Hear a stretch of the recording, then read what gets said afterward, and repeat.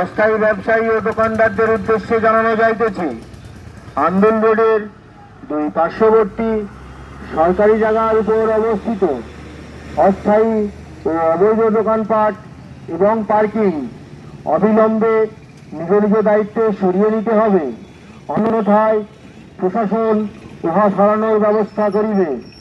একটি বিশেষ ঘোষণা হাওড়া সিটি পুলিশের পক্ষ হইতে আন্দোলন রোডের দুই পার্শ্ববর্তী অস্থায়ী ব্যবসায়ী এবং দোকানদারদের উদ্দেশ্যে জানানো যাইতেছে, আন্দোলন রোডের দুই পার্শ্ববর্তী সরকারি জায়গার উপর অবস্থিত অস্থায়ী এবং অবৈধ দোকানপাট এবং পার্কিং অবিলম্বে নিজ নিজ দায়িত্বে সরিয়ে নিতে হবে, অন্যথায় প্রশাসন উহা সরানোর ব্যবস্থা করিবে। এই মুহূর্তে আমরা আছি আন্দোলন রোডে। আন্দোলন রোড একটা বড় ধরনের সংযোগস্থল, যেটা কলকাতা থেকে হাইরোড পর্যন্ত বিস্তৃত, যেখানে নবান্ন থেকে একদম আলমপুর পর্যন্ত যে সংযোগস্থলে কিন্তু যেটা মেন সমস্যা হয়ে দাঁড়ায় বরাবরের জন্য, কোনা এক্সপ্রেসওয়েতে প্যারালাল রাস্তা যদি বলা হয়ে থাকে সেটা হচ্ছে আন্দোলন রোড। এই আন্দোলন রোডে একটা বড় সমস্যা হচ্ছে যানজটের। এই জট দীর্ঘদিন ধরে চলে আসছে, কিন্তু বছরের পর বছর ধরে লোকেরা চেয়েছিল এটা একটা সুরাহা করতে। মমতা ব্যানার্জির নির্দেশের পর থেকেই এখানে কিন্তু পরপর ভাবে বলে দেওয়া হয়েছে যে দোকানপাটগুলো রাস্তার পাশ থেকে সরাতে হবে, এবং সেই বেসিসে আমরা এই মুহূর্তে আছি চুনাবাটিতে। এই চুনাবাটিতে কিন্তু পরপর থানা থেকে বা প্রশাসন থেকে বলে দেওয়া হয়েছে যেন এখানে দোকানপাট যেগুলো এনফোর্সমেন্ট করা হয়েছে, অনৈতিক দোকান যেগুলো তৈরি হয়েছে সেই দোকানগুলোকে সরিয়ে নেওয়ার জন্য। তো আমরা এখন দেখতে থাকবো যে চুনাবাটিতে বিভিন্ন লোকেদের কি বক্তব্য এবং দোকানদারদের কি বক্তব্য এই নিয়ে। হ্যাঁ, ওরা বলে গেছে কি এখানে খালি করে দাও, সব কিছু মানে এসব ভেঙে দেবো। তো আমরা গরিব মানুষ কোথায় যাবো আমরা? হ্যাঁ হ্যাঁ হ্যাঁ, আজকে এলান করেছে, বলেছে খালি করে দাও, তোমরা যা যা জিনিস আছে বের করে বাইরে করে দাও। না না, কোনো নোটিশ দেওয়া হয়নি,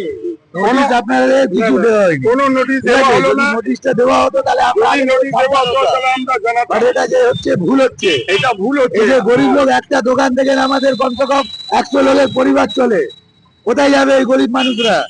ঠিক আছে, এই যে ওটা ওয়ার্কার আছে, কোথায় যাবে এরা? সব দুদিন পরে চুরি চামারি করতে যাবে, ডাকাতি করবে তো। কিছু টাইম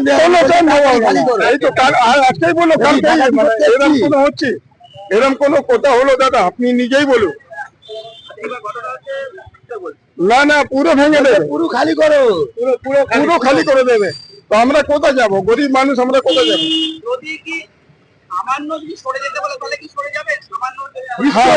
নিশ্চয়ই সরে যাবো, নিশ্চয়ই সরে যাবো, আমি নিশ্চয়ই সরে যাবো। হ্যাঁ, পুরোপুরি ভাঙতে গেছে এরা, আমরা কোথা বাঁচবো? আমরা গরিব মানুষ কোথা বাঁচবো? আমার মাংস দোকান আছে, খাসি মাংস দোকান। আমার মাইনুদ্দিন কুরেশি। মাইনুদ্দিন কুরেশি। আপনার নাম দাদা? মোহাম্মদ আরশাদ কুরেশি। আপনারা কি চাইছেন এখন? আমরা চাইছি যদি সরকারের দরকার আছে, জানো সরকারের দরকার আছে, একটুখানি নেবার আছে, নিন না, কোনো আমাদের ব্যাপার নেই।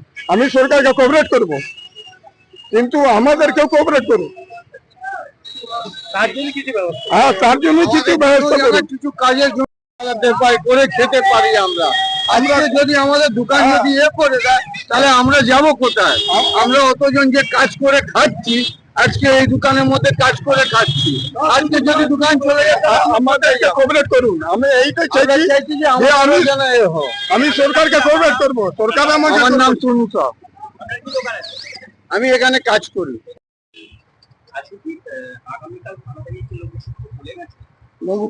লোক আসে না, মাইকে করে হাঁটছে। হ্যাঁ, বলছে যে রোড সাফ করতে হবে, 4 ফুট 5 ফুট বাড়বে। আমরাও কথা বলে দেখলাম এই পর্যন্ত। এখন এই চুনমাটির মোড়ে এই বক্তব্য শুনছি আমরা। এটা মিষ্টির দোকান আমার না, আমরা কাজ করি, কাজ করা।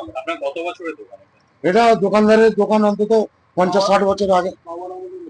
আচ্ছা, সরকার থেকে যেটা বলছেন যে এই রাস্তা উন্নয়নের জন্য যানজট সমস্যা তৈরি হচ্ছে, তাই জন্যই ভাঙা চলছে, বলুন। সেটাও যাবে ঠিক, কিন্তু আপনাদের কি মতামত?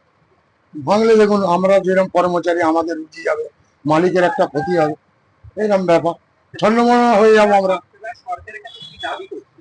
সরকারি আসছে না তো আপনারা আসছেন, দাবি না ভাঙলে ভালো। আমাদের মাধ্যমে বা কি বলবেন? আমাদের মাধ্যমে এই 4 ফুট বাড়াটা ভালো, দোকান পুরো ভেঙে দিলে ভালো। মানে পুরো না ভেঙে হ্যাঁ, যাতে সবাই ব্যবসা করতে পারে সেরকম ভাব চালালেই ভালো। মানে রুজি রুজি বিষয়টা হ্যাঁ বেরিয়ে আসে। অবশ্যই।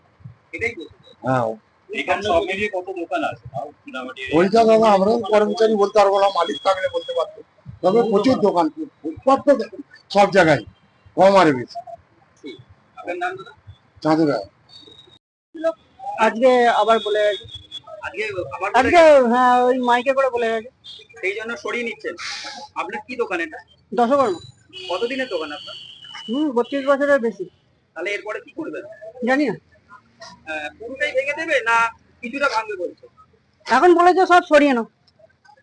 আচ্ছা, তা এই নিয়ে তো আপনার রুজি রয়েছে নাকি? হ্যাঁ, সরকার বলছেন যে রাস্তা পারলে ট্রাফিক সমস্যা হচ্ছে সেই জন্য, কিন্তু সেটাও যেমন বিষয়, এটা নিয়ে কি বলবেন? কি বলবো, এখন সবাই চুপ, আমিও চুপ। আপনার কোনো আমাদের মাধ্যম থেকে কিছু বলার বলবেন? হ্যাঁ, আমাদের সাধারণ মানুষকে দেখে যা করলে হয় করুক, আমরা তো করতে পারলে ভালোই হয় করলে। আপনার নাম? আমার নাম সুভাষিস দাস। সুভাষিস দাস, এলাকারই বাসিন্দা। এখানকার। এটা তো আজকের সমস্যা না, এটা দীর্ঘদিনের সমস্যা। এই এলাকা আন্দুল রোড থেকে আপ টু আলমপুর পর্যন্ত প্রচুর এনক্লোজার আছে, প্রায় দুপাশে প্রচুর অস্থায়ী দোকান, এবং এগুলো হচ্ছে ইলিগাল দোকান। এগুলো অ্যাকচুয়ালি বলতে গেলে তার জন্য কি সমস্যা হতে তার জন্য সমস্যা তো এমনিতেই তো প্রচুর টোটো বেরিয়ে পড়েছে রাস্তাতে, যার ফলে রাস্তাতে ফুটপাতে মানে সাধারণ মানুষের হাঁটার জায়গা পর্যন্ত পাওয়া যায় না। আর কি কি সমস্যা হয়? যানবাহনের সমস্যা, যান চলাচল ঠিকঠাক হয় না, যার ফলে আজকে এখান থেকে একটা জায়গায় পৌঁছতে অনেক দেরি হয়ে যায়। ঠিক আছে, যার ফলে ট্রাফিকের প্রচুর সমস্যা আছে। আর এই দোকানপাট উঠে যাওয়া নেই আপনার কি?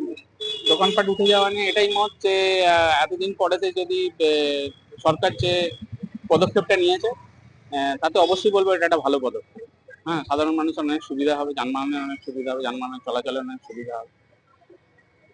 আবার এটাও ঠিক যে এরাও তো এতদিন ধরে এই এ, মানে এইভাবে ওদের রুজি রুটিটা চলতো, মানে ওরা এইখানেতে ওদের নিজেদের রুজি রুটিটা চালাতো এই হ্যাঁ সংসার চালাতো এইগুলো। তো ওদের জন্য সরকারের কিছুটা ভাবা উচিত, সরকার ওদেরকে ভাবুক কিছু rehabilitation হবে। আমার নাম অমিতাভ অধিকারী, আমি এই এলাকার, আমি এখানকার দোকানদার প্লাস স্থানীয় বাসিন্দা, উত্তর প্রধান নতুন পল্লী।